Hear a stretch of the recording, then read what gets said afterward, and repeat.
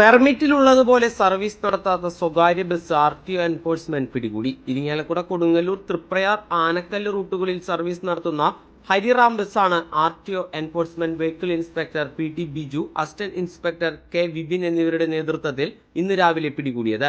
രാവിലെ 5 മണിയോടെ ആരംഭിക്കുന്ന സർവീസ് കാലങ്ങളായി വെട്ടിച്ചുരുക്കി 8:15-നാണ് ബസ് സർവീസ് നടത്തിയിരുന്നത്.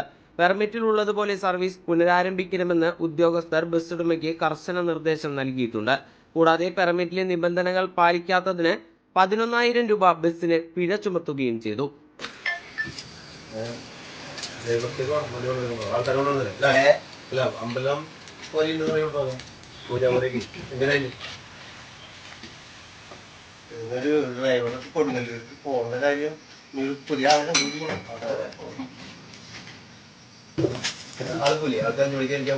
എനിക്ക് പോയി നോക്കണം. എത്ര ആളെ വിളിച്ചു?